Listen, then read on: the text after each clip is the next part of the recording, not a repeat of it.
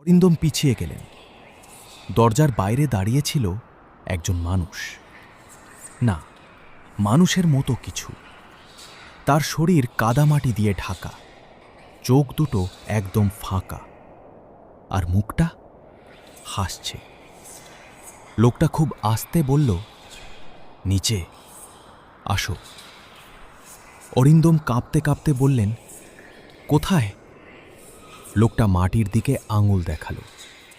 ঠিক তখনই মেঝের নিচ থেকে শব্দ আসতে শুরু করল, খট খট খট, যেন কেউ নিচ থেকে উপরে উঠতে চাইছে। আর সেই সাথে একটা কঙ্কণপ্রস্বর, অনেকগুলো কণ্ঠ একসাথে, আমাদের বের করো। অরিন্দমের মাথা ঘুরতে লাগল।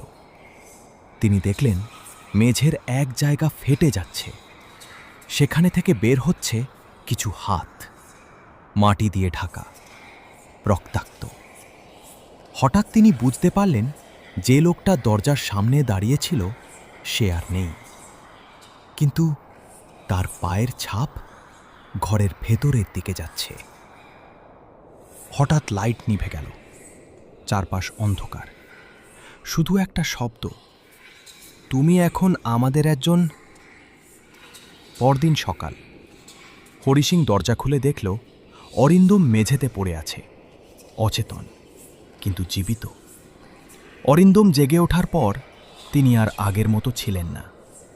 কারো চোখে চোখ রাখতেন না, সবসময় মাটির দিকে তাকিয়ে থাকতেন, মাঝে মাঝে নিজের সাথে কথা বলতেন।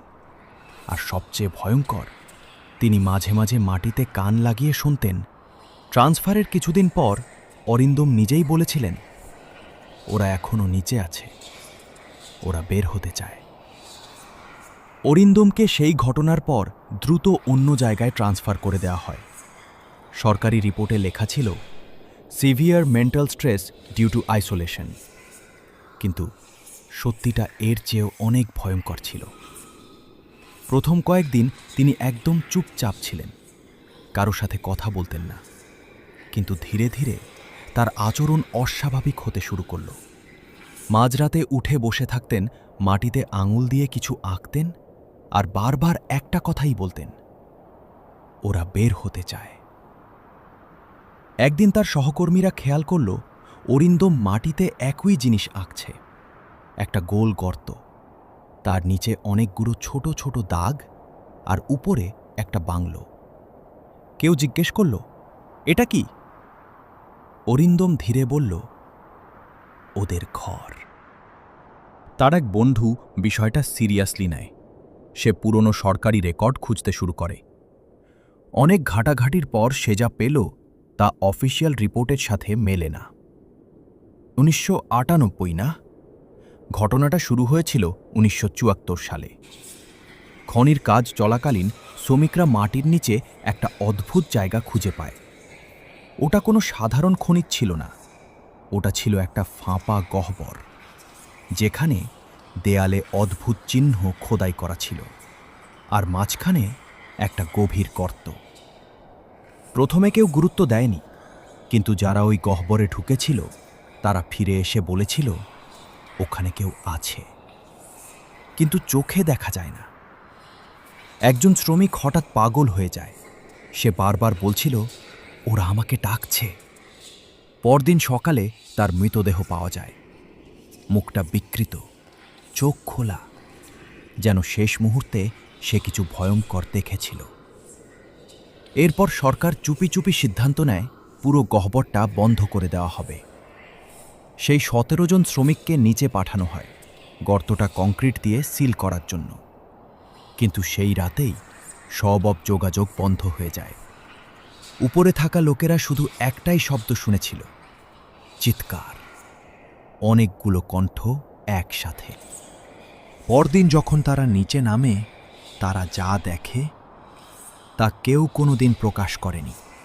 কারণ 17 জনের শরীর এক জায়গায় ছিল না, তারা ছড়িয়ে ছিটিয়ে ছিল, দেয়ালের সাথে লেগে, মাটির সাথে মিশে, যেন কেউ তাদের টেনে ছিঁড়ে ফেলেছে। কিন্তু আসল ভয়ঙ্কর জিনিসটা ছিল অন্য কিছু। গর্তটা, যেটা তারা বন্ধ করতে গিয়েছিল, সেটা আবার খোলা। ফাইলের শেষ লাইনে লেখা ছিল, we did not find what was inside, but something found us. এই সত্য জানার পর অরিন্দমকে মানসিক হাসপাতালে ভর্তি করা হয়। কিন্তু সেখানে যা ঘটেছিল তা আরও ভয়ঙ্কর। এক রাতে নার্সরা হঠাৎ দেখল অরিন্দম নেই, তার রুম খালি, কিন্তু মেঝেতে একটা গর্ত, ছোট কিন্তু গভীর। দেয়ালে লেখা ছিল, আমরা এখন উপরে আসছি।